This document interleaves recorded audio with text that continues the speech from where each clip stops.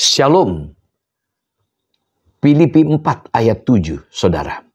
Dikatakan, damai sejahtera Allah melampaui segala akal, akan memelihara hati dan pikiranmu dalam Kristus Yesus.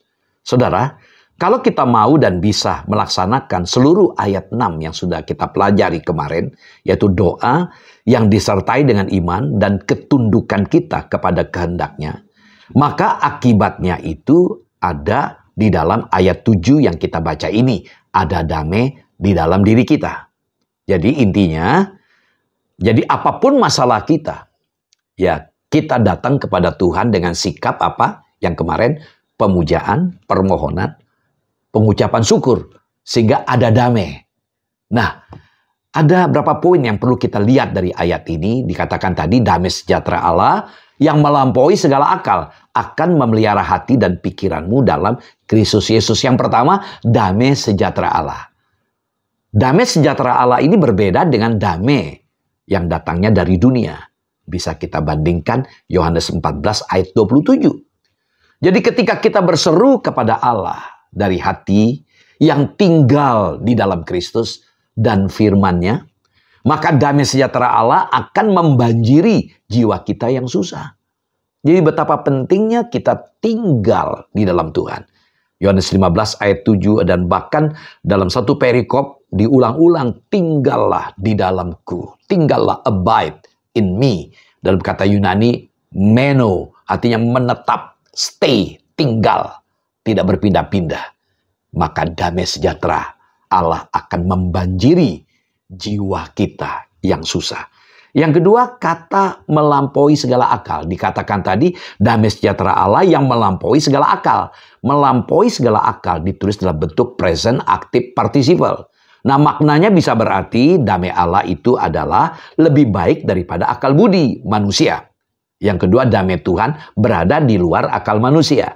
Nah, saudara, kalau kita melihat sebagai contoh referensi ya, Efesus 3 ayat 20, Paulus berkata begini, bagi dialah yang dapat melakukan jauh lebih banyak daripada yang kita doakan atau pikirkan, seperti yang ternyata dari kuasa yang bekerja di dalam kita. Jadi cara Tuhan berada di luar cara-cara kita. Jadi dikatakan Tuhan melakukan jauh lebih banyak dari apa yang kita pikirkan, yang kita doakan. Seperti Yesaya dalam Yesaya 55 ayat 8 dan 9 mengatakan begini, sebab rancanganku bukanlah rancanganmu, dan jalanmu bukanlah jalanku. Demikianlah firman Tuhan. Seperti tingginya langit dari bumi, demikianlah tingginya jalanku dari jalanmu, dan rancanganku dari rancanganmu. Jadi rancangan Tuhan, rencana Tuhan, ya cara Tuhan itu berbeda dengan cara kita. Nah, karena itu mari kita belajar ya untuk menyadari hal ini. Nah, saudara, tadi kita sudah menyinggung damai sejahtera Allah. Nah, kata damai dalam teks Yunani, kata Irene, dalam teks Ibrani, Perjanjian Lama, shalom. Nah, damai sejahtera Allah tidak boleh dihubungkan atau dikaitkan dengan keadaan. Dan harus dikunci dengan aman untuk pribadi dan karya Kristus. Jadi, saudara, damai di sini bukan berarti semuanya lancar, tidak ada masalah. Tapi justru dalam kondisi ada pergumulan, ada masalah, ada sakit penyakit yang belum disembuhkan, tetap ada rasa damai. Kenapa? Karena Tuhan tinggal dalam dirinya. Nah, perhatikan sekarang. Ungkapan melampaui segala akal. Karena tidak akan bisa dimengerti, khususnya oleh orang dunia. Dalam situasi di mana seorang seharusnya takut, seharusnya khawatir, cemas, ya gelisah, maka orang-orang yang beriman, orang-orang Kristen yang mau dan bisa melakukan ayat 6, pemujaan, permohonan, pengucapan syukur, artinya datang kepada Tuhan dalam doanya, maka dia bisa tetap mengalami damai dan sukacita dari Allah. Yang ketiga, kita mengamati dari ayat tadi, akan memelihara hati dan pikiranmu dalam Kristus Yesus. Jadi memelihara hati dan pikiranmu. Nah, dalam versi bahasa Inggris King James ya maupun Revised Standard Version, kata keep itu menjaga atau memelihara. Sedangkan dalam versi NIV bahkan NASB yaitu New American Standard Bible, kata guard yaitu menjaga, mengawal. Nah, terjemahan NIV maupun NASB lebih tepat karena kata Yunaninya untuk memelihara itu adalah proreo, merupakan suatu istilah militer untuk memelihara dengan menjaga, untuk memelihara di bawah penjagaan, seperti sebuah garnison. Nah, kata proreo itu berarti berjaga-jaga dalam tugas, seperti tentara yang berjaga di depan rumah kita. Ya, kita di dalam, dia berjaga standby. Nah, jadi Paulus saat itu dirantai oleh prajurit Romawi, dijaga siang dan malam.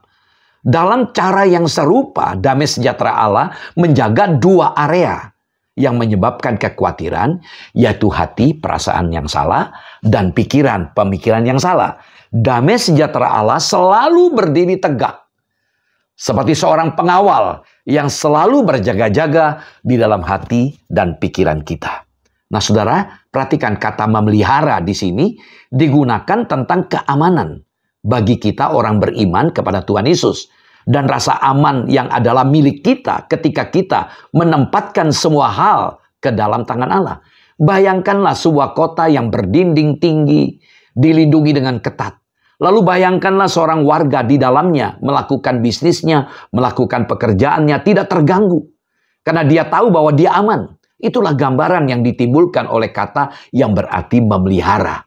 Namun begitu, perhatikanlah apa yang dijaga, hati dan pikiran kita. Nah, kedua istilah Yunani ini, kata hati dari kata Yunani kardia dan pikiran dari kata nous, itu saling bersinonim dalam berbicara tentang manusia seutuhnya, artinya berperasaan dan berpikir. Jadi hati dan pikiran itu menggambarkan seluruh keadaan batin seorang yang percaya kepada Yesus atau seorang Kristen ketika dihubungkan bersama dalam satu nats. Penekanannya kata hati itu adalah pada emosi, sedangkan penekanan kata pikiran itu adalah pada pemikiran. Jadi yang dijaga adalah manusia batinia, bukan manusia lahiriah. Nah, saudara, yang keempat, dikatakan tadi, akan memelihara hati dan pikiranmu dalam Kristus Yesus. Dia adalah kunci dari teologi atau pengajaran Paulus.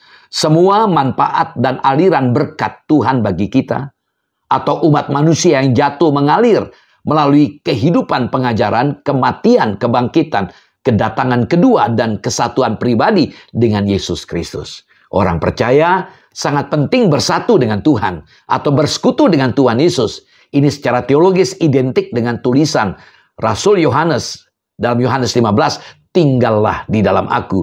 Beberapa kali diulang dalam Yohanes 15. Jadi bila ingin berbuah harus tinggal. Dalam bahasa Yunani meno, artinya stay, menetap, tinggal. Artinya jangan lepaskan Tuhan Yesus, tetap tinggal dalam dia.